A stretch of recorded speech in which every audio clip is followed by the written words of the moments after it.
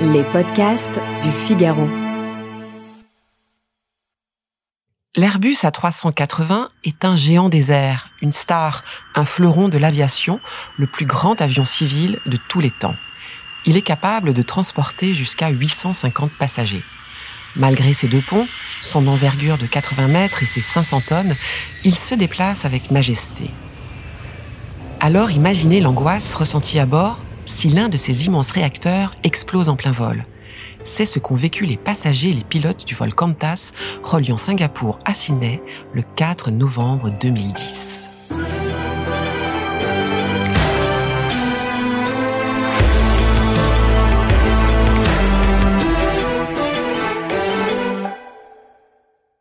Bonjour, je suis Anne-Emmanuelle Isaac et bienvenue dans les récits du Figaro.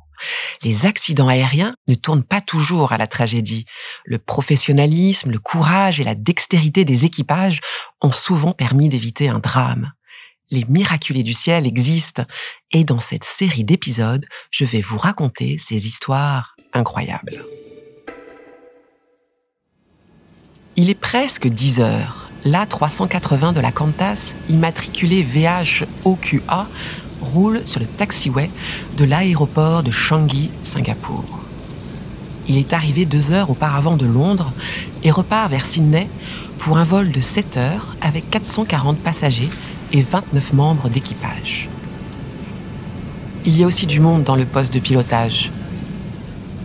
Richard de Crespigny, surnommé Rich, est le commandant de bord, Matt Hicks le seconde. Mark Johnson, un 3e pilote, obligatoire sur les longs vols, se trouve derrière eux.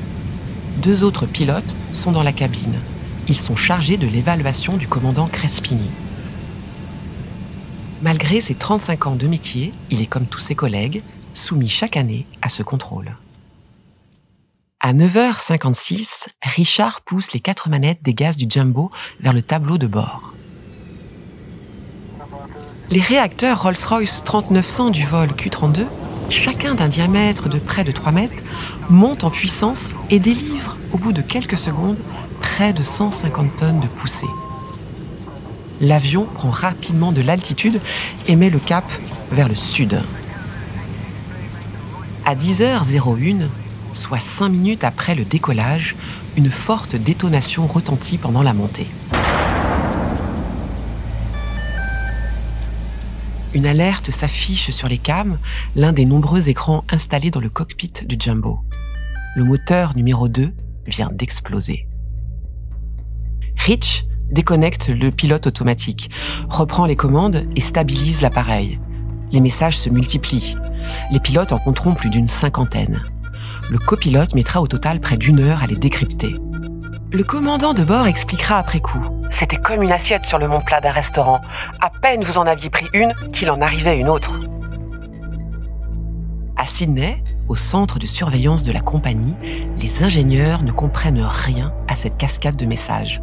En fait, l'informatique de l'appareil est tout simplement en train de se livrer à un diagnostic approfondi de l'état de l'avion. Pendant cet interminable check-up, l'avion a continué de voler sans se dégrader. Une chance. Car la situation est grave. L'explosion a fait des dégâts considérables. Elle a détruit de nombreux systèmes de l'appareil. Les commandes des surfaces mobiles de l'aile gauche, celles qui supportent la turbine défaillante, sont endommagées. Les circuits hydrauliques et électriques ont aussi souffert. 600 câbles ont été sectionnés. L'extérieur de l'aile est en charpie. On dirait que l'Airbus a été mitraillé par un avion de chasse. Les passagers médusés aperçoivent par les hublots de longues traînées blanches. Le kérosène s'échappe. On relèvera une centaine de trous, dont un de 50 cm de diamètre. Le bas du fuselage est criblé de 200 impacts.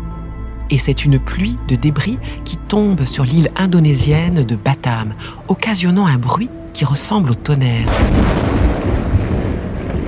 C'est tellement énorme que la population locale croit qu'un avion s'est écrasé.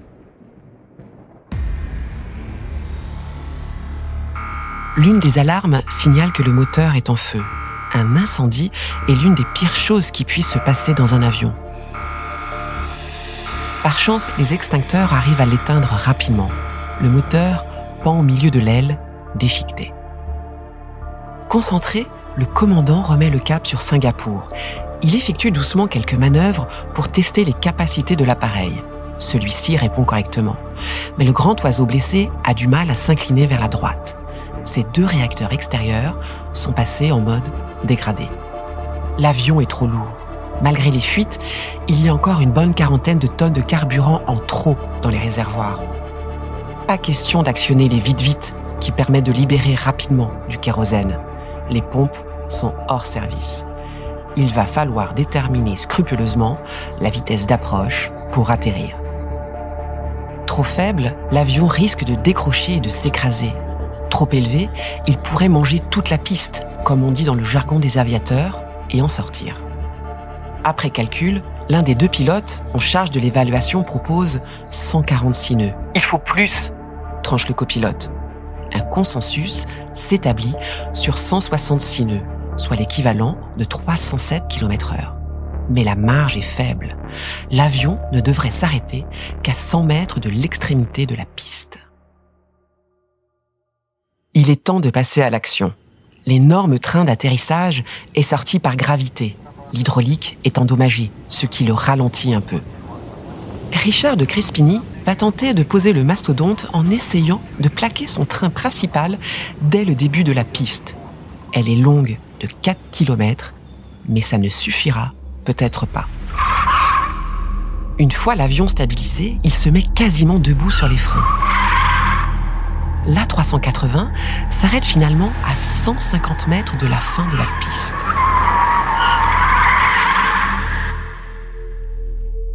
Le réacteur numéro 1 refuse obstinément de se couper. Il ne rendra grâce que 3h30 plus tard, noyé sous la neige carbonique. Si à bord, tout le monde a été étrangement calme et si personne ne s'est affolé pendant ces 45 minutes de folie, c'est néanmoins un énorme ouf de soulagement que poussent les 440 passagers. Place maintenant à l'enquête. Elle va être relativement facile. On retrouve sur l'île de Batam une partie du disque de la turbine intermédiaire, une pièce de plus de 150 kg. C'est d'elle que proviennent les débris qui ont criblé l'aile et le fuselage. Ce disque se révèle déformé à cause de l'emballement du moteur et une fuite d'huile. Celle-ci s'est dispersée en raison d'une rupture d'une canalisation. Un examen approfondi révélera aussi un défaut dans sa métallurgie. Les parois de ce tuyau n'avaient pas partout la même épaisseur. Une asymétrie de 0,35 mm, l'équivalent de 2 feuilles de papier, a contribué à sa rupture en vol. Petite cause, mais grands effets. On relèvera le même défaut sur 34 réacteurs des 20 A380 en service à l'époque. Rolls-Royce, son fabricant, est reconnu coupable de malfaçon et doit verser une indemnité de plus de 70 millions d'euros à Qantas. Et pour l'A380 immatriculé VH-OQA, il reprendra du service fin avril 2012, après plus de 100 millions d'euros de réparation. Le commandant Rich devient quant à lui un héros national en Australie. Il est félicité de toutes parts pour sa gestion des ressources du cockpit pendant l'urgence. Il est l'exemple même de l'aviateur que toute compagnie aérienne rêverait d'embaucher. Comme pilote, bien sûr, mais aussi comme figure d'une affiche de publicité. Bel homme, aux cheveux poivre et sel, regard franc, sourire empathique, il inspire tout de suite la confiance et la sympathie. Cet ancien pilote de chasse avait rejoint la Qantas en 1986. Son statut de héros lui a valu de participer à d'innombrables émissions de télévision. Toujours habillé d'une chemise discrètement à la mode, il conquiert à chaque fois le public par ses propos pertinents, énoncés avec un ton modéré. En 2016, il reçoit l'ordre de l'Australie pour ses contributions à la sécurité aérienne. Depuis, il a écrit 2 livres et a pris en 2020 une retraite bien méritée. Pour Richard de Crespigny, ce qui est arrivé à Singapour ce 4 novembre 2010 est un Black Swan Event, ce qui se traduit littéralement par une histoire de cygne noir, une expression anglo-saxonne qui n'a pas vraiment d'équivalent en français. Elle traduit en réalité une théorie, celle du signe noir. Autrement dit, un événement qui sur le plan statistique ne peut pas se produire, mais qui se produit tout de même. Quelque chose d'inattendu et d'improbable, entraînant de graves conséquences.